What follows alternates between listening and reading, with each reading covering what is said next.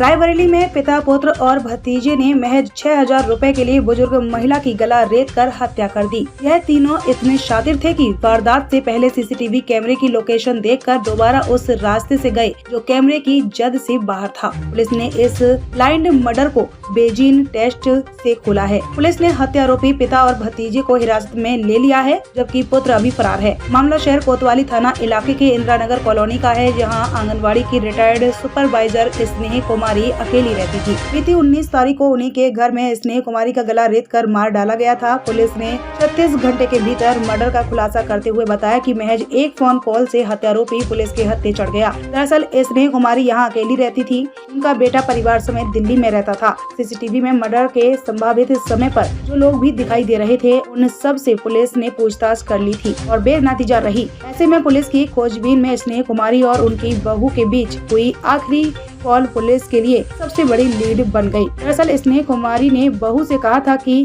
बगल का प्लॉट साफ कराने के लिए पाल ने नए मजदूर भेजे हैं, इसीलिए सुबह से माला भी नहीं कर पाई। पुलिस ने इसी वक्तव्य के आधार पर शहर भर के पाल नामी व्यक्ति को खंगाल कर सब पर बेजीन टेस्ट अप्लाई किया, तो उसे कप्तान कपूरवार निवासी राम राजपाल पर सफलता मिल गई। पुलिस ने पूछताछ की तो राजा रामपाल ने जुर्म कबूल करते हुए बताया कि वह पहले भी स्नेह कुमारी के यहाँ काम कर चुका है। उसे अंदाजा था कि उनके पास आभूषण और नकदी होगी, इसीलिए जब स्नेह कुमारी ने काम के लिए कहा तो अपने ही बेटे और भतीजे को लेकर पहुंचा और सीसीटीवी बचाते हुए घटना को अंजाम दे दिया। हालांकि स्नेह कुमारी अपना सभी आभूषण लॉकर में रखती थी, इसीलिए हत्यारोपियों के केवल 6,000 रुपए ही हत्थे लगे। पुलिस ने राम राजपाल और भतीजे को गिरफ्तार कर हत्या में प्रयुक्त चाकू और खून आलूदा कपड़े बरामद कर लिए हैं, जबकि पुत्र विकास की तलाश जारी है। रायबरेली से विपिन राजपूत की रिपोर्ट। सर, क्या घटना को मुआयना किया गया? देखिए, अभी विगत शनिवार को इंदिरा नगर कोतवाली थाना क्षेत्र में एक स्नेह कुमारी नाम की 65 वर्षीय महिला जो अकेले अपने घर में रहती थी, MIG का फ्लैट था उनका, उसमें उनकी डेड बॉडी पाई गई थी। उनका गला कटा हुआ था जब उनके शव को वहाँ देखा गया। पुलिस ने मौके पे पहुँच करके अपनी छानबीन शुरू कर दी।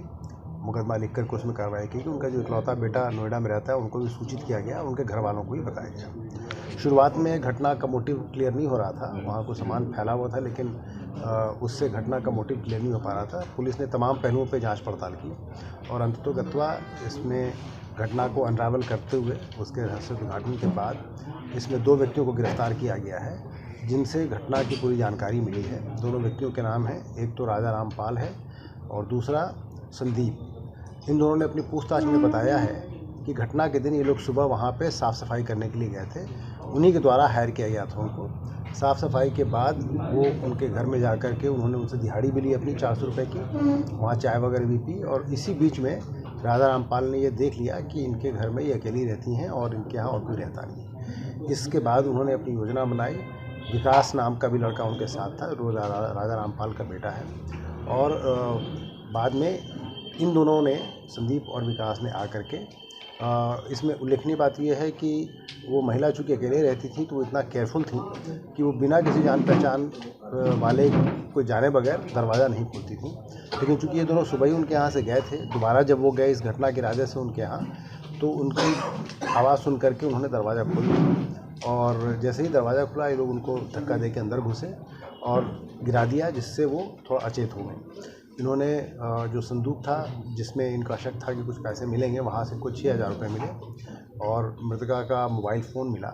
ये लेकर के जाने के पहले उन्होंने कि मृतका उठने पे इनको पहचान लेगी, इनका नाम ले लेगी, इन्होंने उसके गले पे अटैक करके उसकी हत्या कर दी और भाग गए। पुलिस ने छानबीन की, दोनों व्यक्तियों को गिरफ्तार किया और दोनों व्यक्तियों का बेंजीन टेस्ट भी कराया गया। वैज्ञानिक पद्धति का इस्तेमाल किया गया इसमें।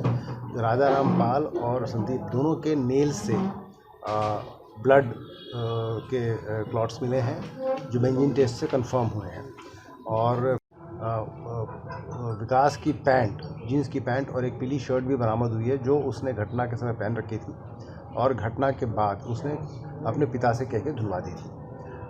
उस पैंट और शर्ट पे बेंजीन के स्पॉट्स मिले हैं जो ये कंफर्म करते हैं कि वो ब्लड स्टेन्स हैं। संदीप की निशानदेही पे मृतका के लिए जो चाकू प्रयोग किया गया था उसकी हत्या का, वो भी बरामद कर लिया गया है और कुछ पैसे भी बरामद हुए हैं।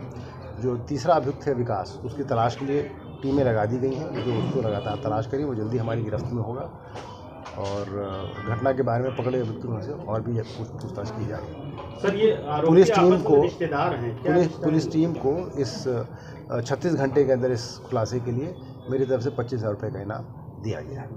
सर, आरोपी ने आपस में बाप बेटे हाँ, इसमें जो राजा रामपाल है जिसने इन लोगों को सूचनाएं दी, योजना बनाने में उनकी मदद की और साक्ष्य को छुपाने में मदद की, वो अभियुक्त विकास का फादर है और संदीप का भी रिश्तेदार लगता है। सर, कोई क्रिमिनल हिस्ट्री इनकी अभी तक कोई क्रिमिनल हिस्ट्री नहीं निकल के आई है। ये पता चला है कि विकास इसके पहले लड़ाई झगड़े में रहा है और वो शराब पीने का आदी है, नशा करने का भी आदी है।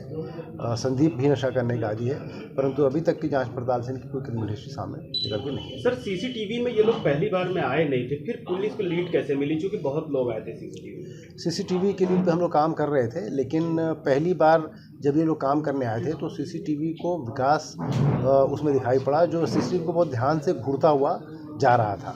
इस बात से शक पैदा हुआ। फिर बाद में पुलिस टीम ने जा कर के बहुत सघनता से इस बात की भी तलाश की कि कोई ऐसा रास्ता भी है जो नॉर्मल रास्ते से अलग हो, जो सीसीटीवी की जद में ना आता हो। पुलिस ने वो रास्ता ढूंढा और एक थ्योरी अपनी डेवलप की।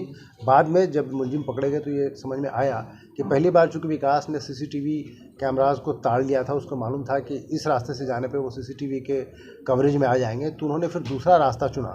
सीढ़ियों के किनारे से निकल कर वो उस तरह से गए कि सीसीटीवी की जद में नहीं आ पाए।